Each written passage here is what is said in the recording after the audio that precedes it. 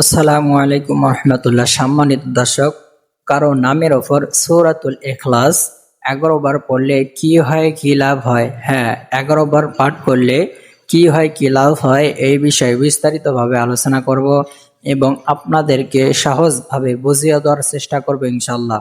সম্মানিত দর্শক, তো আপনি যদি এই চ্যানেলে নতুন হয়ে থাকেন তাহলে অবশ্যই সাবস্ক্রাইব করে পাশে থাকবেন, যাতে করে নতুন নতুন ভিডিওগুলো সবার আগে পেয়ে যান। আগে থেকে সাবস্ক্রাইব করলে আপনাকে অসংখ্য ধন্যবাদ। সম্মানিত ভাই ও বোনেরা, তো আপনার আমলটা কখন করবেন, কিভাবে করবেন এবং করলে কি লাভ, এই বিষয়ে বিস্তারিতভাবে আলোচনা করব এবং আপনাদেরকে সহজভাবে বুঝিয়ে দেওয়ার চেষ্টা করব ইনশাল্লাহ। তো আপনাকে সম্পূর্ণ ভিডিওটা দেখে বুঝে শুনে আমল করতে হবে। আপনি যদি না বুঝে আমল করেন তাহলে কিন্তু ফলাফল পাবেন না। আপনাকে বুঝে আমলটা করতে হবে।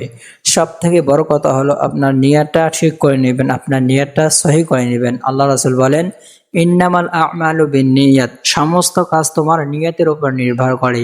তো আপনি যখন যে কাজ করবেন তখন সে কাজের জন্য নিয়তটা করে নেবেন। তো আপনাকে আমলটা করার জন্য তেমন কিছুই করতে হবে না, পবিত্র হয়ে নিয়তটা সহি করে আমলটা করতে হবে। তো আপনার আমলটা চাইলে দিনেও করতে পারেন অথবা রাতেও করতে পারেন। তো আপনাকে আমলটা শুরু করার জন্য আপনি যার জন্য এই আমলটা করবেন, যার উদ্দেশ্যে আমলটা করবেন, তার নাম একটা কাগজের মধ্যে লিখে নেবেন। তার নামটা কাগজের মধ্যে লিখে নিয়ে ওই নামটা হাতের মধ্যে রেখে দিবেন। এরপরে 3 বার ইস্তেগফার পড়বেন, আস্তাগফিরুল্লাহ আস্তাগফিরুল্লাহ আস্তাগফিরুল্লাহ। এরপরে 3 বার দরুদ শরীফ পড়বেন, অর্থাৎ দরুদে ইব্রাহিম, যে দরুদ শরীফ আমরা নামাজের মধ্যে পড়ে থাকি, এই দরুদ শরীফ পড়ে নেবেন। আল্লাহুম্মা সাল্লি আলা মুহাম্মদ ওয়া আলা আলি মুহাম্মদ কামা সাল্লাইতা আলা ইব্রাহিম ওয়া আলা আলি ইব্রাহিম ইন্নাকা হামিদুম মাজিদ।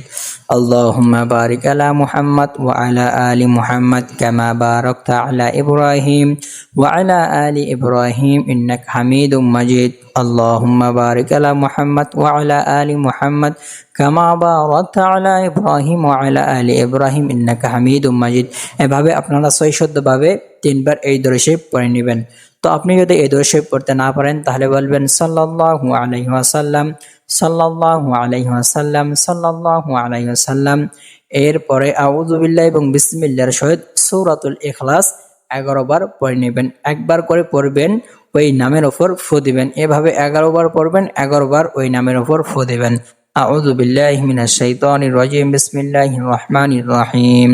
قل هو الله أحد الله الصمد لم يلد ولم يولد ولم يكن له كفوا أحد بسم الله الرحمن الرحيم قل هو الله أحد الله الصمد لم يلد ولم يولد ولم يكن له كفوا أحد। এভাবে একবার করে পড়বেন আর ওই নামের উপর ফু দিবেন। এভাবে 11 বার পড়ে নেবেন। পরে আবার 3 বার দরুদ শরীফ পড়ে নেবেন। তো আমি আপনাকে যেভাবে আমলটা করতে বললাম, আপনি যদি ঠিক এভাবে আমলটা করেন, তো আমলটা করলে কি হবে, আপনি যার জন্য আমলটা করবেন সে আপনার কথা শুনতে বাধ্য হবে, সে আপনাকে ভালোবাসতে বাধ্য হবে, সে আপনাকে পাগলের মতো ভালোবাসবে। অর্থাৎ সে আপনার উপর বশ হবে, সে আপনার উপর আকৃষ্ট হবে। আপনি তাকে যে কাজ করতে বলবেন সে কাজ করতে সে বাধ্য হয়ে যাবে। তো আপনি যদি আমলটা করতে চান তাহলে অবশ্যই আমাকে কমেন্ট করে জানাবেন। আমি আপনার জন্য বিশেষভাবে দোয়া করব, আল্লাহ রাব্বুল আলামিন যেন আপনার মনের সমস্ত প্রকার আশা পূরণ করে দেয়। তো আজকের ভিডিও এই পর্যন্ত। আপনারা সকলে ভালো থাকবেন, সুস্থ থাকবেন। দেখা হবে অন্য কোনো ভিডিওতে। আল্লাহ হাফেজ।